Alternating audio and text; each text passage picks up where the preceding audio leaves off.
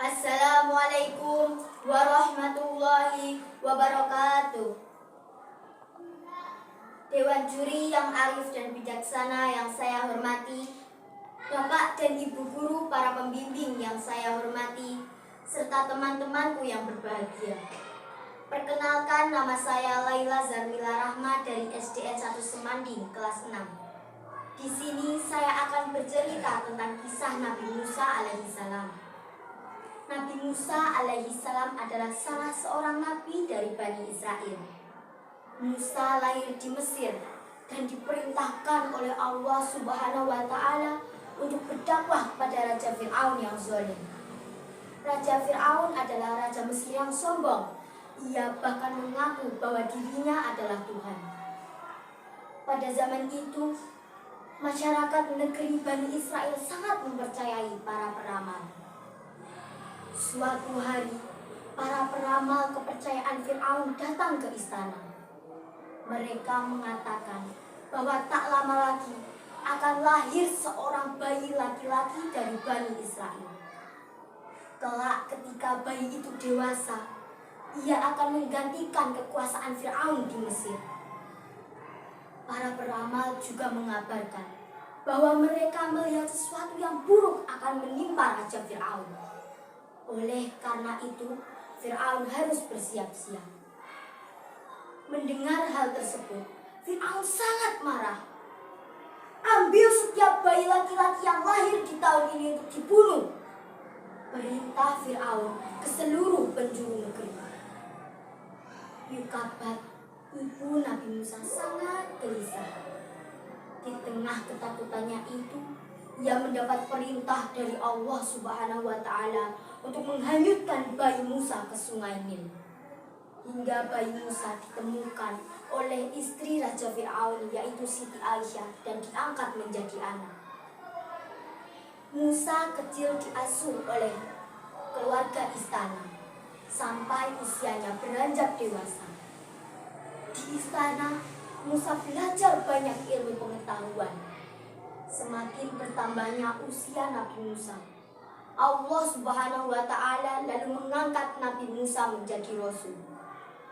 Ia ditugaskan untuk mengingatkan Raja Fir'aun agar mau bertaubat dan tidak menganggap dirinya adalah Tuhan. Nabi Musa alaihissalam juga mengatakan bahwa Tuhan sesungguhnya hanyalah Allah Subhanahu wa Ta'ala. Mendengar hal itu, Fir'aun murka. Ia lalu menantang Nabi Musa untuk bertanding melawan penyihir-penyihir hebat dari istana. Jika Musa kalah, berarti ia berbohong bahwa Allah adalah Tuhan. Nabi Musa alaihissalam menerima tantangan tersebut. Raja Fir'aun pun mengumpulkan 1000 penyihir terhebatnya untuk mengalahkan Nabi Musa.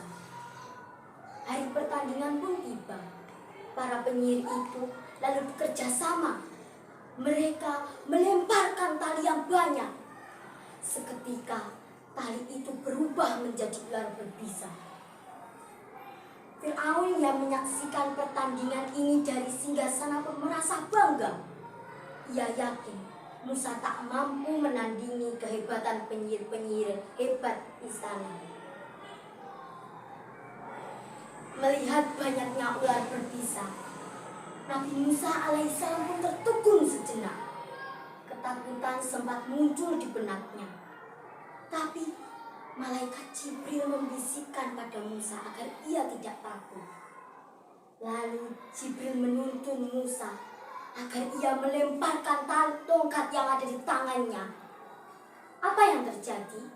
Seketika tongkat itu berubah menjadi ular besar. Lalu ular itu memakan ular-ular kecil milik para penyihir itu. Melihat hal ini, para penyihir itu pun takjub. Mereka menyadari bahwa Musa tidak berbohong tentang keesaan Allah Subhanahu wa Ta'ala. Mereka akhirnya mau bertaubat dan menjadi pengikut Nabi Musa untuk bersama-sama beriman dan menyembah Allah Subhanahu wa Ta'ala. Namun tidak demikian dengan Raja Fir'aun.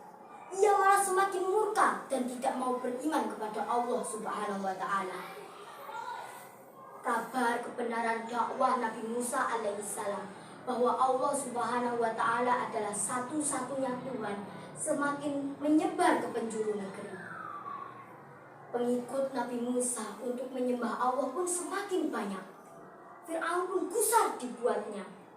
Menyadari penyembahnya semakin sedikit, Fir'aun lalu mengerahkan bala tentaranya yang paling kuat untuk memburu Nabi Musa.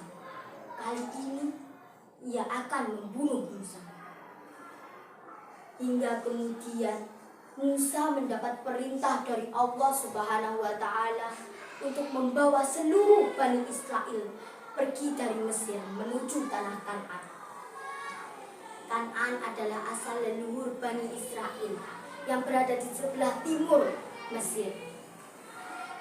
Di tengah-tengah pelariannya, tibalah Musa dan pengikutnya di tepi Laut Merah, laut yang memisahkan daratan Afrika dan Asia. Mereka terjebak di depannya. Ada lautan luas, sementara di belakangnya ada pasukan Fir'aun yang semakin mendekat, siap untuk menangkap. Di tengah kekalutannya, datanglah rahmat Allah melalui malaikat Jibril. Jibril menyuruh Musa untuk memukulkan tongkat yang ada di tangannya ke bibir laut. Seketika Laut Merah pun terbelah menjadi dua. Terbentuklah jalan di antara kedua lautan tersebut. Musa dan orang-orang Bani Israel pun segera melintas di jalan tersebut. "Ayo, cepat!" teriak mereka sambil menyemangati satu sama lain agar mempercepat langkah. Fir'aun dan bala tentaranya pun juga ikut melintas di jalan tersebut. Ketika orang-orang Bani Israel telah berhasil menyeberang ke daratan, laut itu pun kembali seperti semula. Jalan yang baru saja mereka lewati itu pun tertutup. "Tolong! Tolong!" teriak pasukan Fir'aun yang masih berada di Laut Merah.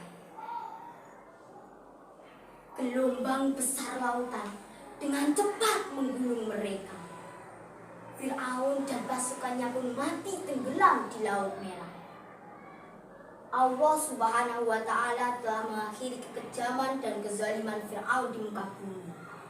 Namun Allah Subhanahu wa Ta'ala mengabadikan jasad Fir'aun dan membuatnya tidak rusak, sebagai pelajaran bagi seluruh manusia termasuk untuk kita. Allah Subhanahu wa Ta'ala berfirman, "Maka pada hari ini telah aku selamatkan jasadmu, agar engkau menjadi pelajaran bagi orang-orang yang datang setelahmu. Dan sesungguhnya kebanyakan orang tidak mengindahkan tanda-tanda kekuasaan kami." Quran Surah Yunus Juz 10 ayat 92. Pesan moral dari kisah ini adalah kezaliman dan kesombongan akan musnah, dan sesungguhnya Allah adalah Maha Kuasa atas segala sesuatu. Sekian dari saya, bila ada salah kata saya mohon maaf. Akhir kata, wassalamualaikum warahmatullahi wabarakatuh.